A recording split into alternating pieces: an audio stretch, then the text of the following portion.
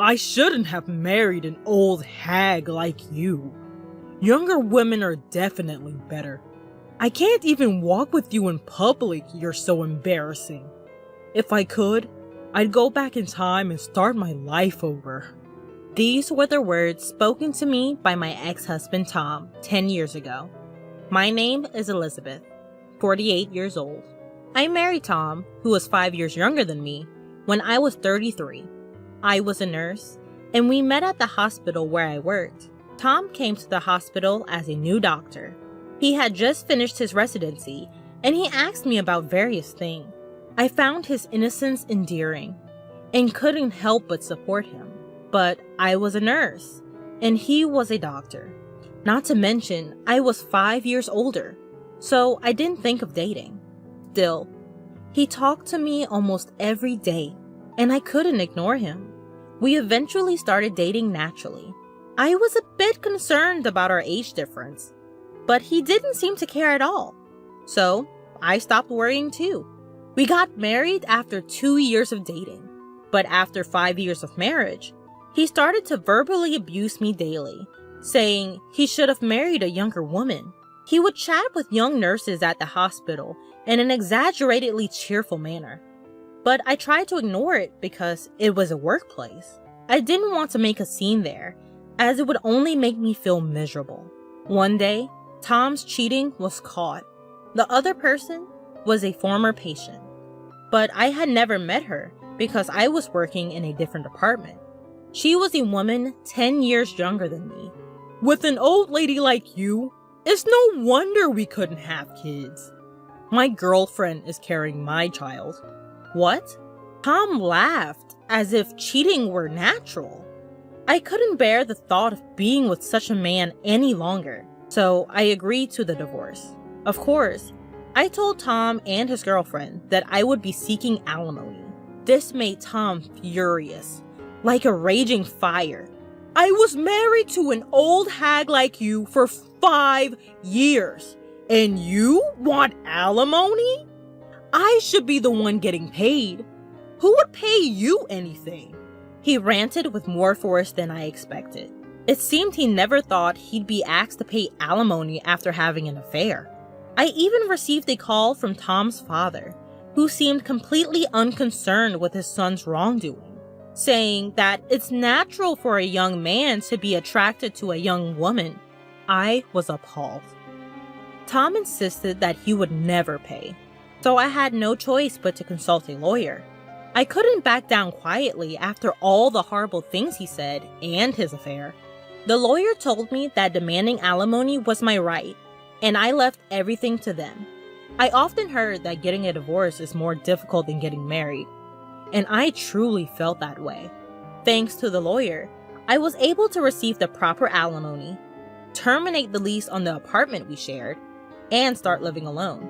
I changed my last name from Evans back to my maiden name, Britton. The only silver lining was that Tom had switched to another hospital. "I wouldn't want to be in a hospital with a greedy old hag like you," he said as a parting shot. He must have thought that divorcing because of his infidelity and marrying his mistress right away would inevitably cause resentment among others. But I was impressed by how well prepared he was, having already found a new workplace. However, you can't keep people from talking. I couldn't help but hear the whispers about how I was dumped by my younger husband, and it felt like everyone was looking at me that way. Eventually, I became paranoid that someone was always spreading rumors about me, and it took a toll on me mentally. In the end, I also quit the hospital. I spent some time aimlessly, but since I love working and being active, I decided to look for a new job. Fortunately, I found a small maternity clinic just 2 stops away from my current residence that was hiring nurses, and I was hired on the spot. It was a small hospital with a minimal number of doctors and nurses, but it was a comfortable workplace where everyone got along with the patients. "Miss Britton, you're very observant and well-liked by the patients. We're lucky to have you." "Thank you!" But my peaceful days didn't last long. A pregnant woman who had been referred from another hospital arrived, and when I heard her name, I thought, huh? Sarah Evans, the same name as Tom's mistress. I checked to see if it was a coincidence. Her husband's name was Tom Evans, a doctor. No doubt, my ex-husband.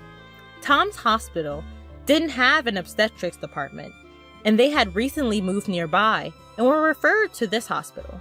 I had changed back to my maiden name after the divorce, and we had never met face to face. She didn't seem to recognize me either, but I never imagined I'd run into them here. I hesitated to tell anyone that she was my ex-husband's mistress, so I kept quiet for a few days. Then, one day, Tom came with his wife for her checkup. Huh? Tom's eyes widened when he saw me. He must not have expected me to be here. I didn't want to meet him here either. What are you doing here? At Tom's words, his wife seemed to realize who I was. Wait, is she? Did you come to this hospital just to harass us? Of course not. I was here first. There's no way I could have known that Tom's new residence was near this hospital. But Tom wouldn't listen to my side of the story and accused me of following them around.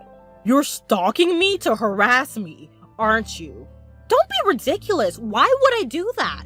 You're a greedy woman who squeezed money out of me after being dumped because you're old. Who knows what you'll do? He shouted this in the examination room, and everyone found out about our relationship. Everyone's stares felt piercing, and even though I thought Tom was in the wrong, I felt uncomfortable. Oh, I'm scared. I felt like I've been looked at maliciously ever since I came here. What if something happens to my baby? His wife added insult to injury by saying this with fake tears in her eyes. I don't know what she's capable of, so please don't let her get close to my wife, Tom said firmly. The doctor in charge then urged me to leave the examination room. It probably wasn't that they suspected me, but the only way to defuse the situation was to have me step out. I understand that patients come first, and I didn't want to be there either, but I felt miserable. I started to feel uncomfortable with people around me, as I didn't want the details of my divorce to be known. To make matters worse, Tom's wife continued to come to the hospital and badmouth me every time she came. Although everyone knew I wasn't in the wrong, the other person was a patient. Moreover, she was pregnant and needed to be taken care of. No one could say anything, as they didn't want to upset her nerves and cause health issues or interfere in personal matters. As a result, my comfort in being there only worsened. There was still more than 6 months until her due date, and I couldn't bear the thought of spending all that time in this kind of atmosphere. Even though it was a good workplace, I submitted my resignation to the hospital. It's a shame, but there's nothing we can do, said the director, whose face seemed somewhat relieved. I felt like I was being punished, even though I hadn't done anything wrong. Exhausted by everything, I couldn't bring myself to look for a new hospital to work at and return to my parents' rural home. They welcomed me without saying anything. At first, I couldn't bring myself to do anything, but I felt guilty for just staying at home every day. So I decided to take a part-time job at a nearby supermarket. It was my first time working outside of a hospital, but it was refreshing and a nice change of pace. I loved being a nurse, and I felt a sense of fulfillment in it. But it was a workplace where I was responsible for people's lives, and the weight of that responsibility was immense. There wasn't a single day when I could let my guard down. Being away from that life was emotionally uplifting. 3 years after returning home, I was offered a full-time position at the supermarket. It seemed my hard work was recognized, and I was genuinely happy to accept the offer. 4 years later, a matchmaker approached me. Are you interested in giving an arranged marriage a try? Excuse me? I have just the right person for you. The person who brought this up was the store manager. At 45, I had no intention of remarrying, so I politely declined. But the manager was persistent. The other person was a 47-year-old divorcee like me, with a similar reason for the divorce: a cheating spouse. It had happened 20 years ago. In the end, I couldn't refuse, and we agreed to meet. Given our ages, we decided to meet directly without involving any intermediaries. When I arrived at the designated restaurant, my counterpart was already there. As I entered the room, he suddenly stood up and bowed deeply, accidentally bumping his forehead against the table. Ouch! He raised his face, which was completely red. I couldn't help but laugh, thinking that such a thing like in a comic would happen these days. Hi, I'm James. Thank you for coming today. Nice to meet you. I'm Elizabeth. Thanks to the initial accident, it didn't take long for us to get comfortable with each other. As I listened to his story, it turns out this arranged meeting happened because he fell in love with me at first sight when he came to our supermarket while on a business trip. He asked for this meeting to be arranged. It seems his college senior is actually the manager of the main store. I'd like to have a serious relationship if possible. I came with the intention of refusing, but in the end, I couldn't say those words, and instead, I found myself wanting to see him again. And so, after dating for half a year, we decided to get married. Both my parents really liked his personality and were genuinely happy for us. Living with my husband, who always thinks of me, was truly a blessing. Since we were both of a certain age, we never wanted children from the start. We just hoped to live a peaceful life together, hand in hand. But when I turned 48, my health began to deteriorate.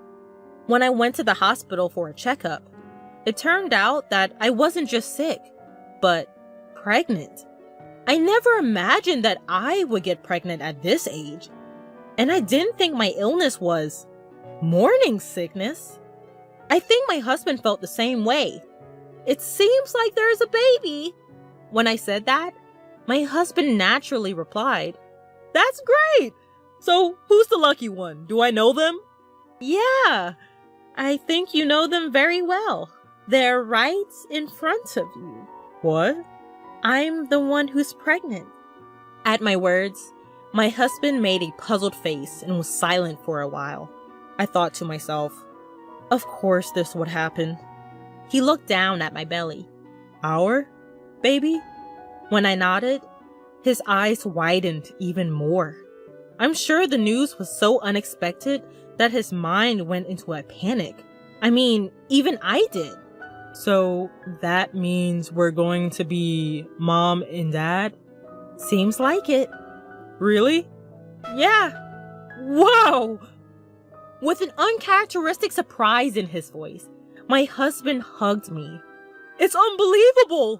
A miracle! A miracle!" "Is it okay for me to give birth?" I never really considered not giving birth, but there's the issue of age. It's not like I'm not worried about what lies ahead. Even at the hospital, I was asked, "What do you want to do?" I know very well that there are risks associated with giving birth at an older age, for both the mother and child. I don't expect everyone around me to be supportive. I'm sure there will be people who will ask how old I will be when my child turns 20. I'm not without my fears about whether or not I can raise a child at this age. Still, I could never bring myself to end the life that has taken root within me. "What are you talking about? Of course, yes!" So when my husband immediately responded that way, I was happy. I thought it was his genuine feeling. But after a while, he started to worry about my health.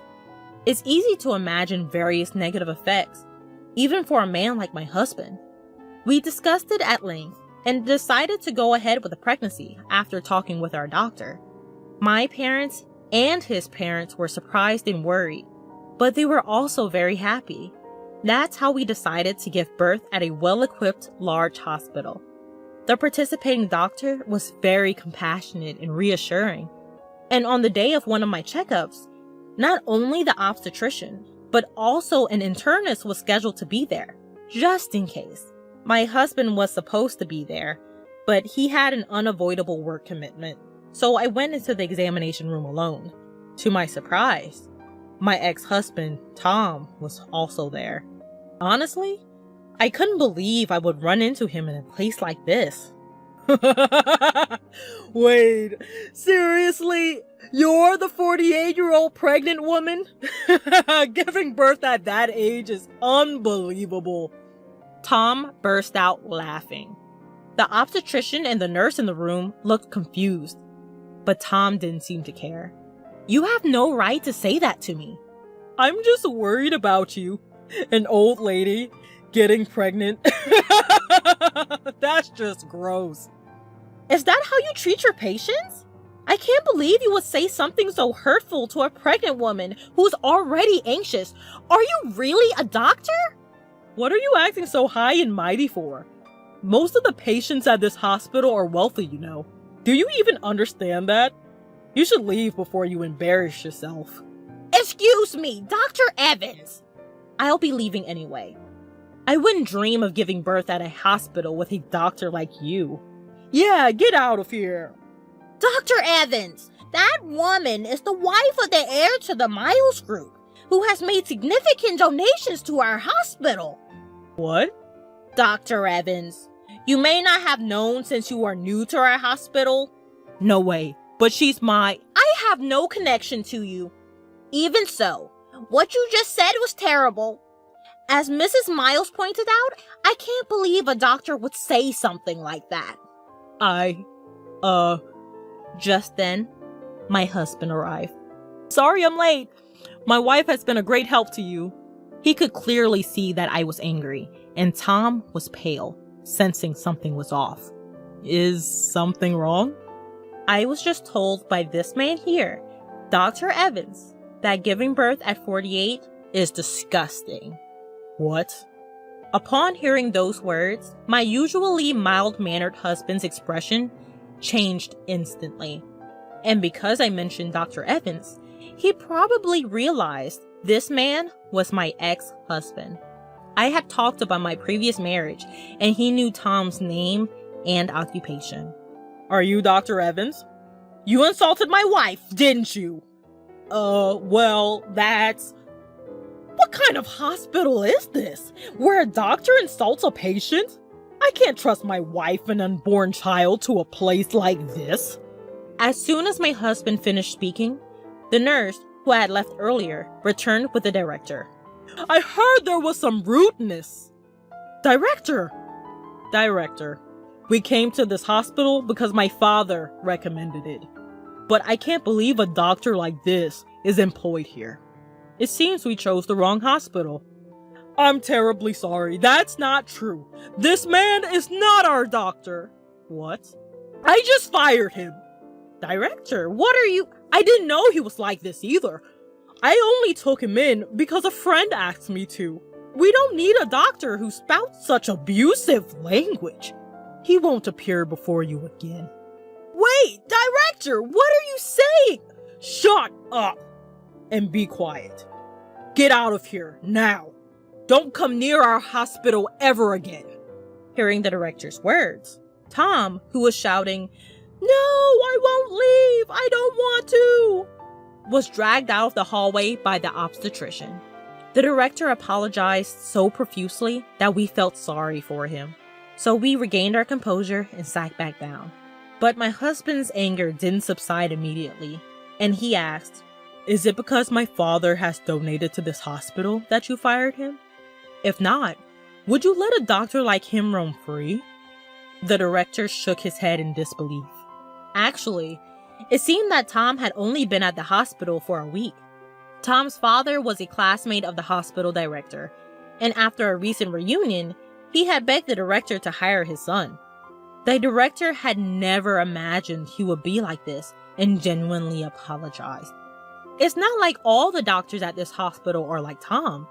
In fact, our obstetrician is a very good doctor.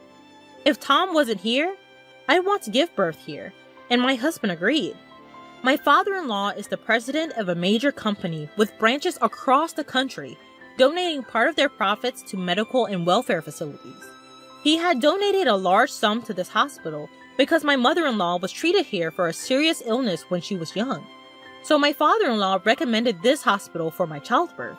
A few days later, Tom contacted us, begging us to talk to the director and rehire him. If you ask, they might reconsider, right? Apparently, he had often angered patients with his arrogant attitude and had been moving from hospital to hospital. I can't think of him as anything but a fool for making the same mistakes over and over. My ex-father-in-law had told him there would be no future for him if he got fired again. However, I can't help but think that my ex-father-in-law's leniency is what made Tom this way. When the call came, my husband was with me. He took the phone from me, yelled at Tom that if he ever contacted us again or came near me, he would report him to the police for harassment, and Tom never called again, probably out of fear. Sometime later, on the way home from the hospital, we stopped by a convenience store and saw Tom working there. It seemed no other hospital would hire him anymore. He was crying and said his wife and child had left him. But I couldn't feel any sympathy. I just decided never to go to that convenience store again. The following year, I gave birth to a healthy baby girl. She's very adorable. No matter what happens, I'm determined to raise her with responsibility and care. But my husband has been smitten with our child since the moment she was born. He seems to be becoming a very indulgent father, so I have to be careful.